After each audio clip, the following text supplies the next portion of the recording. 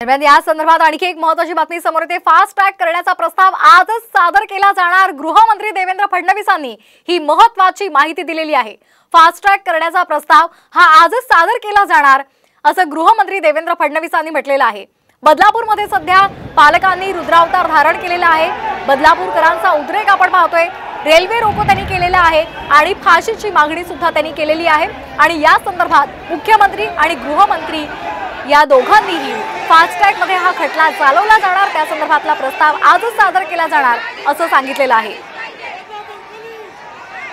काही वेळापूर्वीच मुख्यमंत्री एकनाथ शिंदे यांनी साम टीव्हीशी एक्सक्लुझिव्ह संवाद साधला होता आणि यावेळी कठोरात कठोर कारवाई केली जाईल आणि हा खटला जलदगती न्यायालयामध्ये चालवला जाईल असं आश्वासन त्यांनी दिलेलं आहे। त्याचबरोबर कठोर कलम लावली जातील आणि दोषींवर कारवाई केली जाईल असं त्यांनी सांगितलेलं आहे। त्याचबरोबर संस्था चालकांवर सुद्धा कारवाई केली जाईल असं मुख्यमंत्री एकनाथ शिंदेंनी म्हटलेलं आहे आणि त्याचबरोबर उपमुख्यमंत्री देवेंद्र फडणवीस यांनी सुद्धा फास्ट ट्रॅक संदर्भातला प्रस्ताव आजच सादर केला जाणार असल्याची माहिती दिली आहे। दरम्यान या संदर्भात सुषमा अंधारे यांनी सुद्धा प्रतिक्रिया दिलेली आहे। ज्या ठिकाणी सुरक्षा कशी करावी असे धडे दिले जातात, तिकडची सुरक्षा नेमकी कोण करणार असा संतप्त सवाल सुद्धा त्यांनी विचारलेला आहे।